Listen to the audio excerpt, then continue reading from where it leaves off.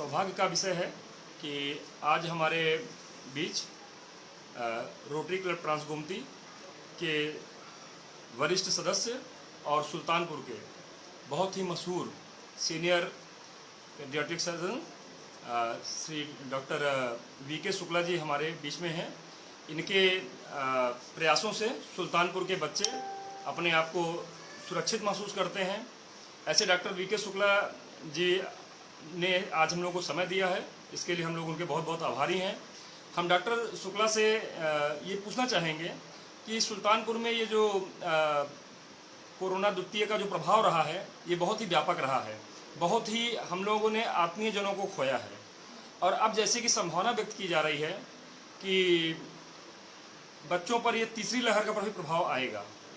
तो डॉक्टर साहब से हम ये जानना चाहेंगे, सबसे पहले तो डॉक्टर साहब को हम प्रणाम करेंगे और डॉक्टर साहब का स्वागत करते हैं और हम जानना चाहेंगे कि कोविड-19 की तीसरी लहर से बच्चों को हम लोग कैसे सुरक्षित रख सकते हैं।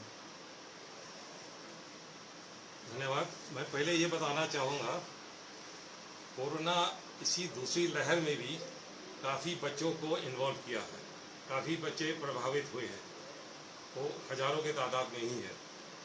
बट ये उम्मीद किया जा रहा था कि तीसरी लहर अधिकांश बच्चों को ज़्यादा होगा, बाकी लोग पर भी असर पड़ेगा।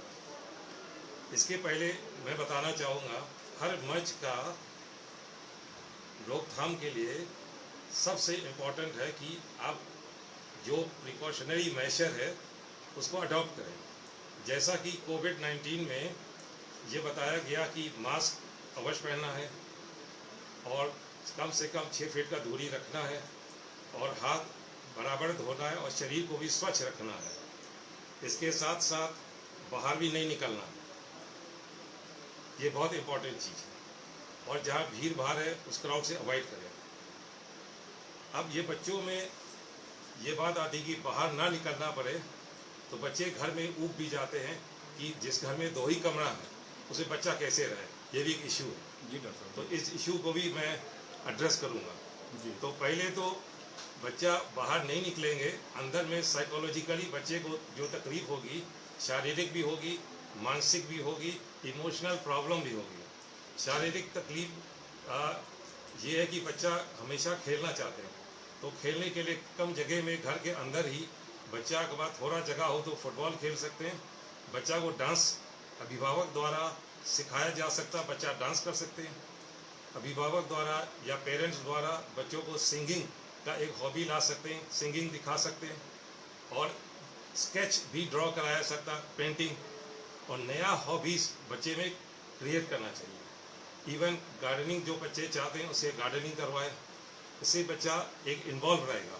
क्योंकि अभी कोरोना काल में बच्चों में एक ही चीज़ है कि ऑनलाइन क्लास ही चल रहा है और बाकी एक्टिविटी के लिए पेरेंट्स ध्यान कम दे पाते हैं। और ये भी आवश्यक है कि पेरेंट्स को ज़्यादा से ज़्यादा समय बच्चों को दें, जैसे इतना इमोशनल प्रॉब्लम को आइडेंटिफाई कर सकें। इस समय इसमें टाइमली अगर हम इंटरवीन नहीं करेंगे, बाद में बच्चा टेम्पर टेंट्रम जैसा इरिटेबल बच्चा टाइप का हो जाएगा, उसको संभालना बड़ा मुश्किल हो जाता है। और दूसरा ये है कि सिम्टम्स, बच्चों में कोरोना का सिम्टम, नाना प्रकार के सिम्टम से बच्चे आते हैं। सर दर्द, आँख लाल होना, नाक बहना, खांसी सूखी आना, तेज बुखार होना, अचानक बच्चा मूर्छित हो जाना और माँ बाप कहते साहब बच्चा कह देंगे मम्मी हमको खड़े होने की ताकत नहीं रह गया, ये बहुत गंभीर सिम्टम है। इसके साथ साथ पेट दर्द, सीने में दर्द, उल्टी और भूख नहीं लगना, ये सब सिम्टम्स, और चिड़चिड़ापन हो जाना, ये सब कोरोना का सिम्टम्स है। तो इसीलिए कोई भी ऐसे सिम्टम्स अगर पेरेंट्स देखें तो बच्चे को नियरेस्ट चिकित्सक से चिकित्सक को संपर्क करना पड़ेगा और उचित इलाज करना पड़ेगा। मेरा एक्सपीरियंस में ये देखा, जब भी कोरोना का जांच कहा जाता, अभिभावक थोड़ा हिचकते कि कराए कि ना कराए, इसमें बेहिचक करा लेना ज़्यादा ठीक रहता, क्योंकि बच्चे लोग कोरोना को बहुत अच्छा टॉलरेट कर लेते हैं। ज़्यादा प्रॉब्लम आमतौर पर नहीं होते जैसे बड़ों को होते हैं। उसका रीज़न है कि बच्चों के फेफड़े में ACE2 रिसेप्टर कम डेवलप होता है। और कोरोना का वायरस फेफड़ा में पहुंचने से ACE2 रिसेप्टर को ही पकड़ते हैं, पकड़ के अंदर एंट्री लेते हैं अटैच करके। तो क्योंकि वो रिसेप्टर कम है, कोरोना का निमोनिया का चांस कम है। फिर भी कोरोना का सिम्टम्स को नज़रअंदाज नहीं करना है, उचित इलाज करना है। इसके बाद ये भी ध्यान रखना चाहिए, कोरोना के बाद पोस्ट रिकवरी में भी बच्चे को 2-3 महीना अलर्ट होके देखना है। कोई केस में कॉम्प्लिकेशन आ जाता है, जैसा मल्टी इन्फ्लेमेटरी सिंड्रोम, जिसमें बॉडी के इम्पॉर्टेंट ऑर्गन जैसा हार्ट है, किडनी है, इन्वॉल्व होकर किडनी फेलियर में भी जाने का चांस रहता है। इस पर सतर्क रहना है। हार्ट का जांच कराना पड़ सकता है ज़रूरत पड़े तो मैं ये सिम्टम और ये प्रॉब्लम्स को डील कर चुके हैं। अब हम बताना चाहते हैं कि आप दूसरा क्वेश्चन एक जी जी जी डॉक्टर साहब, क्वेश्चन दूसरा जरूर रहेगा आपसे। अभी आपने जो बहुमूल्य जानकारी दी कि बच्चे में इम्यूनिटी स्ट्रांग होती है और बच्चों का बस थोड़ी सी देखभाल से और सही समय पर अपने नियरेस्ट जो चाइल्ड स्पेशलिस्ट है वहाँ जा करके उनको हम लोग सुरक्षित रख सकते हैं। जी डॉक्टर साहब, एक अगला क्वेश्चन हम पूछना चाहेंगे कि जो माताएं, चूँकि बड़ों को ही पहले दूसरी लहर में जो है ये कोरोना बीमारी ज़्यादा व्यापक रूप से रही है, तो जिनकी माताएं कोरोना संक्रमित हो गई हैं, तो वो अपने शिशुओं से कैसे अपने आप को दूर रख पाएंगी, और अर्थात वो अपने शिशुओं को कैसे बचाते हुए उनकी देखभाल कर पाएंगी? जी, इसमें अगर माताएं को कोरोना से संक्रमित हो गई तो बच्चों को पहले बच्चों को डील करेंगे, माता से दूर रखना है। जैसे घर में बुआ हो, नानी हो, बाबा हो, उसके कमरे में ही बच्चा सोए, उनके देख रेख में ही बच्चा रहे। और जितना तक मास्क पहनने की बात है, बच्चों 2 साल के ऊपर के सब बच्चों को मास्क पहनना चाहिए। 2 साल के नीचे के बच्चों में मास्क पहनने में कुछ सांस लेने में दिक्कत पड़ती है। तो बड़े जो बच्चे बड़े हैं वो तो रिश्तेदारों के साथ दूसरे कमरे में रखा जा सकता है, रिश्तेदारों का घर भी भेजा जा सकता है, इंटरेस्टेड हो, नानी नाना का घर जाना चाहे।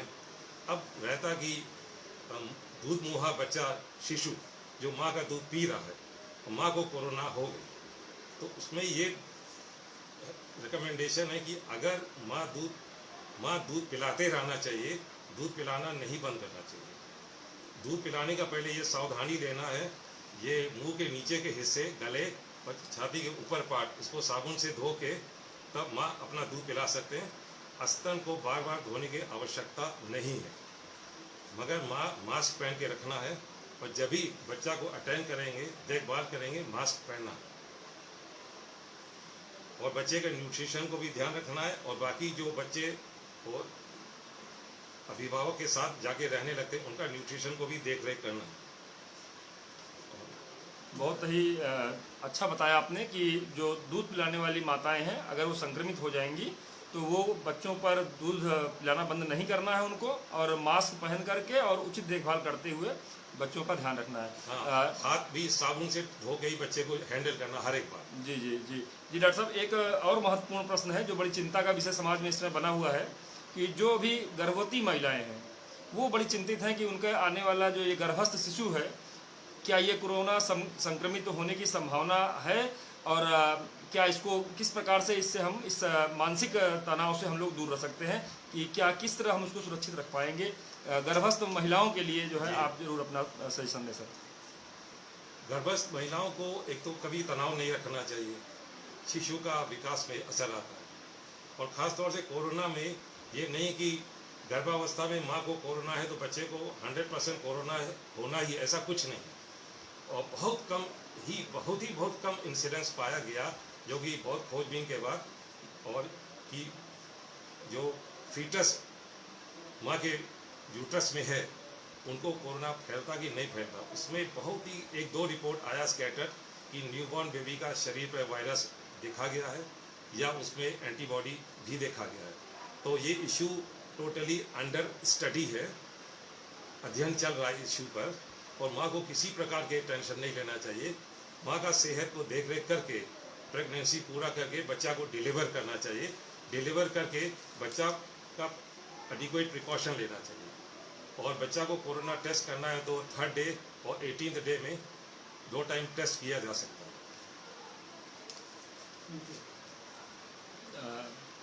डॉक्टर साहब, 2 केस ऐसा भी, अभी एक केस रिपोर्ट हुआ कि माँ के पास कोरोना पॉजिटिव थी और माँ का डेथ हो गई। डेथ होते ही डॉक्टर लोग सिजेरियन ऑपरेशन से जिंदा बच्चा निकाल दिया, उसमें कोरोना का कोई फीचर मिला नहीं।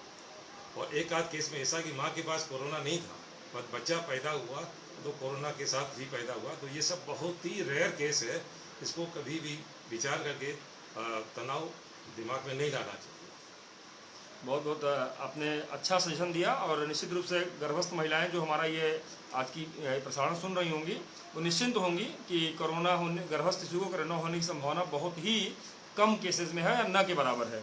डॉक्टर साहब, एक और प्रश्न बड़ा ही महत्वपूर्ण दिमाग में आता है कि जो ये छोटे बच्चे हैं, क्या इन पर भी वही दवाएं लागू होंगी जो हम बड़े लोग जो अभी तक खाते रहे द्वितीय लहर में सिम्टम्स आने के बाद, या कुछ नए ढंग से हम लोगों को चिकित्सक को दिखाकर ही दवाएं लेना है?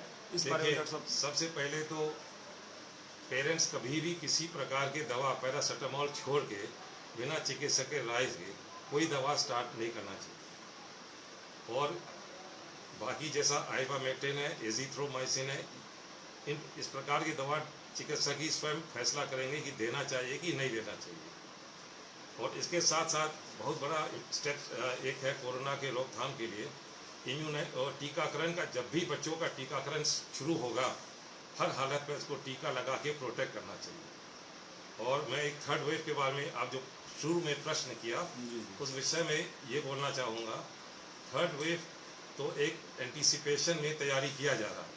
थर्ड वेव कितना गंभीर होगा ये किसी को मालूम नहीं, कितना हल्का होगा ये भी मालूम नहीं, बट ये माना जा रहा है कि बहुत सीवियर थर्ड वेव नहीं होगा, क्योंकि पूरा देश तैयार है थर्ड वेव को निपटने के लिए। और थर्ड वेव को रोकथाम के लिए मेरी राय है कि कोरोना टेस्टिंग अभी सेकेंड वेव ख़त्म होने के बाद उसी गंभीरता से यूनिफॉर्मली पूरा प्रदेश में करें, स्टेट वाइज, जिला वाइज, तालुका और block wise, taluk wise, village wise ये टेस्ट करके सर्विलेंस एक्टिविटी को बहुत स्ट्रिक्ट रखेंगे। और टीकाकरण का जैसे जैसे बढ़ते जाएगा संख्या, जैसा कि अभी ये अनुमान लगाया जा रहा था कि दिसंबर तक जो है पूरा भारतवर्ष में जितना वांछित लोग हैं सबका टीका लग जाएगा। 1 करोड़ पर डे का हिसाब से जुलाई से लगना शुरू होगा। ये तो बहुत अच्छा खबर है। तो टीकाकरण में कभी पीछे ना जाए और टीका के बारे में जो भ्रमित व्हाट्सएप और या सोशल मीडिया में जो मैसेज आता है उसको इग्नोर करें। अभी ये होल्ड करें कि टीका लगाना अत्यंत आवश्यक है, टीका अवश्य लगाना चाहिए। बहुत ही डॉक्टर साहब ने बहुमूल्य जानकारी हम लोगों को दी है। और जितना भी डॉक्टर साहब ने बताया, टीका लगवाना, उचित दूरी लगाना, मास्क पहनना, हाथ धुलना, सैनिटाइजर का प्रयोग करना, ये सब जिस प्रकार हम लोग बड़ों में प्रयोग कर रहे हैं उसी तरह हम लोग बच्चों में भी प्रयोग करेंगे। डॉक्टर साहब को हम बहुत बहुत आज यहाँ पर इस तरह का बाइट देने के लिए और थर्ड वेव की जो तैयारी है डॉक्टर साहब के इस सजेशन के थ्रू हम लोग के लिए मजबूत बनेगी। और डॉक्टर साहब दिन रात हम लोगों के लिए ऑलरेडी लगे रहते हैं, खड़े रहते हैं। और हमारे सब परिवार, बच्चों और हम सभी लोगों के साथ में जिस तरह से ये एक गार्जियन के रूप में अपना सहयोग और सुझाव और अपनी चिकित्सा सेवाएं देते रहते हैं, इसके लिए हम सब बहुत बहुत आभारी हैं।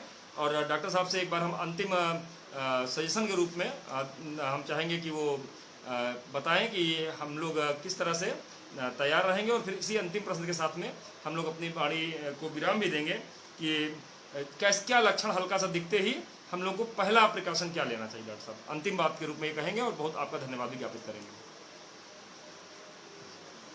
पेरेंट्स बच्चे के प्रति थोड़ा अलर्ट रहना चाहिए। बुखार तेज हो, 1-2 दिन तेज रहे और खांसी रहे, सांस लेने में तकलीफ हो, तो ये 2-3 सिम्टम्स, बाकी सिम्टम्स का इंतज़ार नहीं करना है।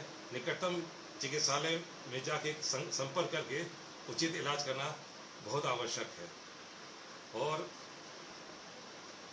थर्ड वेव का तैयारी में शासन के अतिरिक्त सभी सामाजिक सेवा संस्था जितना है वो लोग भी और तीव्र गति से जुटेंगे, तो हमें उम्मीद है कि थर्ड वेव में हम लोग सफलतापूर्वक थर्ड वेव को कंट्रोल कर ले जाएंगे।